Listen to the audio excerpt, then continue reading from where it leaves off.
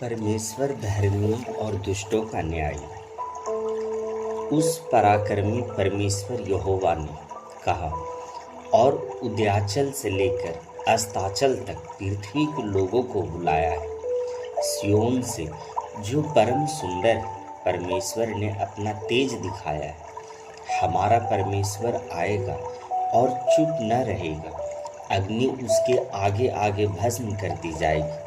भयंकर आंधी उसके चारों ओर चलेगी। वह अपनी प्रजा का न्याय करने के लिए ऊपर की आकाश को और पृथ्वी को बुलाता है। मेरे भक्तों को मेरे पास इकट्ठा करो, जिन्होंने बलिदान चढ़ाकर मेरे साथ माचा बांधी।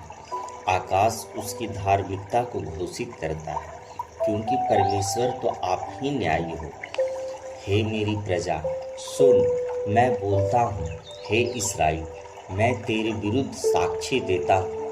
परमेश्वर तेरा परमेश्वर मैं ही हूँ। मैं तेरी बलियों के लिए तुझे नहीं फटकारता।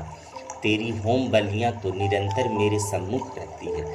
मैं न तो तेरे घर से बछड़ा न तेरी पशुशालाओं से बकरे लूँगा, क्योंकि जंगल का एक एक जानवर और हजारों पहाड़ों के पशु तो मेरे ही हैं। मैं पर्वत के सब पक्षियों को जानता हूँ और मैदान में चलने फिरने वाले प्राणी मेरे ही हैं। यदि मैं भूखा होता तो तुझसे न कहता, क्योंकि जगत और जो कुछ उसमें है वह मेरा ही है। क्या मैं सांडों का मांस खाऊं? क्या बकरों का लहू पीऊं? परमेश्वर को धन्यवाद काहे बलिदान चढ़ा और परम प्रधान के लिए अपनी मन्नतें पूरी कर।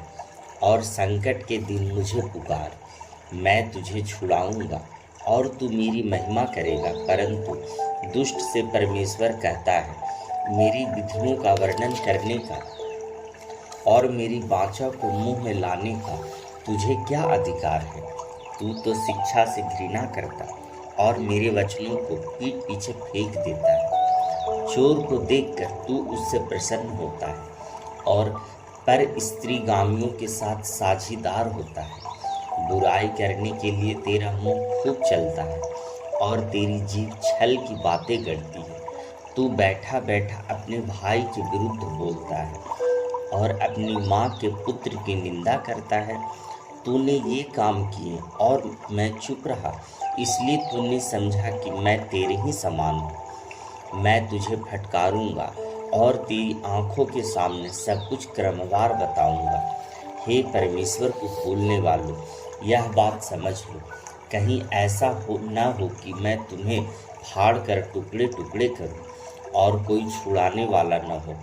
जो धन्यवाद का बलिदान चढ़ाता है वह मेरी महिमा करता है, और जो अपना मार्ग सीधा बनाए रखता है उसको मैं परमेश्वर का उद्धार दिखाऊंगा।